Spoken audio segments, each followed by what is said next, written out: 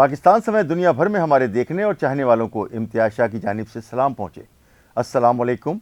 आप हमारे इस चैनल को लाइक करें, सब्सक्राइब करें, कमेंट्स करें, नीचे दिए गए लिंक को क्लिक करें और घंटी का बटन दबाना तो हरगिज़ ना भूलें। ये बार बार रिक्वेस्ट करते हैं।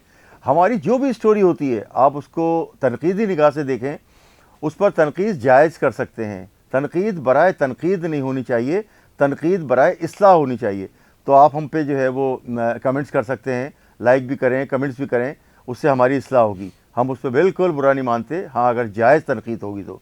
अच्छा, मैं आपको बताऊं कि इस वक्त जो मैं आपके सामने स्टोरी रख रहा हूं वो CTD और किमाली टाउन से मुतालिक है। DIG CTD जो है आसिफ एजाज शेख साहब, उन्होंने दहशतगर्दों के ख़िलाफ़ डंडा उठाया हुआ है, जबकि SSP किमाली जो हैं उन्होंने आरिफ असलम राव साहब ने उन्होंने स्मगलर्स के ख़िलाफ़ जो है घेरा तंग किया हुआ है और उनके ख़िलाफ़ जो डंडा उठाया हुआ है। बहुत सारी कामयाबी उन्हें हासिल हुई हैं। मैं आपको बताऊं कि किमाली में जो स्मगलर्स की जो कमर जो तोड़ के रखी है वो SSP किमाली हैं, आरिफ असलम राव साहब।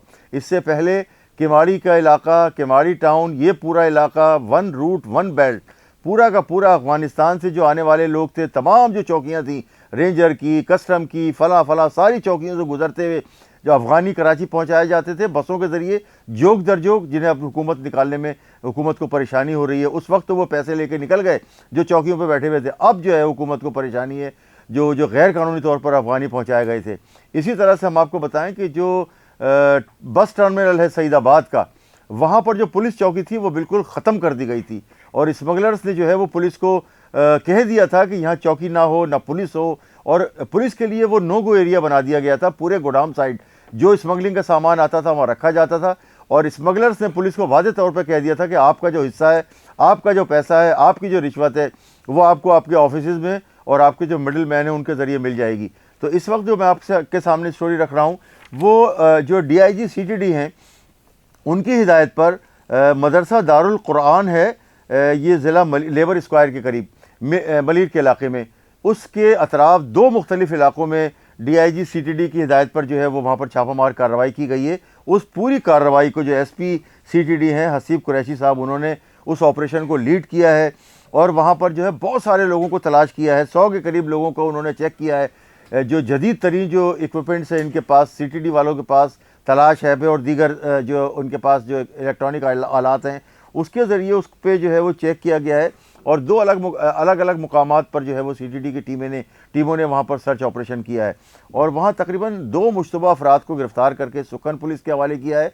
और इतलात ये हैं कि कुछ मशकूक अफराद को CTD अपने साथ भी ले गई है, जिनसे पूछगछ के बाद जो है उस पर लाहेमल तय किया जाएगा, उन्हें छोड़ना है या गिरफ़्तार करना है।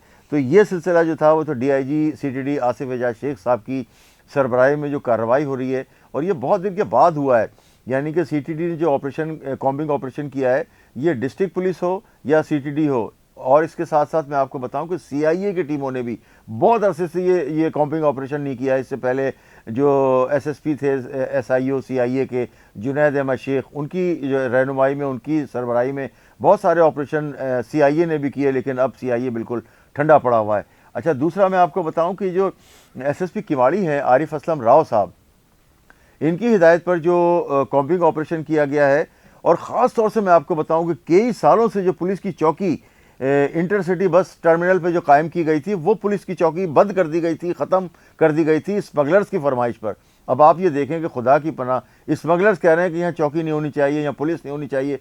पुलिस के लिए ये एरिया, सईदाबाद पुलिस का एरिया जो है वो नो गो एरिया बना दिया था और उन्होंने कह दिया था कि चौकी बंद करें, यहाँ पुलिस भी नहीं होनी चाहिए, यहाँ कोई ना आए, हम अपना जो काम कर रहे हैं, आपका जो हिस्सा है वो आपको अपनी जगह पर मिल जाएगा। और करोड़ों अरबों रुपए का जो स्मगल शुदा सामान लाते थे, उसमें इतने पैसे जो है वो पुलिस को भी दिए जाते थे, मुख्तलिफ एजेंसियों को दिए जाते थे और वहाँ के जो लोग उस दौरान में जो पोस्टिंग थी, अब आप ये देखें, अगर जो हमारे आर्मी चीफ साहब हैं आसिम मुनीर साहब, अगर उस वक्त की लिस्ट निकालें कि जो हब चौकी से आने वाले रास्ते पर जो फरमाइशी चौकियाँ बनाई गई थी, अब वहाँ कोई काम नहीं था सिवाय पैसे लेने के। तमाम चौकियाँ जो है वो पैसे अपने अपने हिस्से के बंधे हुए थे और लोग भी निकल रहे थे, स्मगलिंग का सामान भी।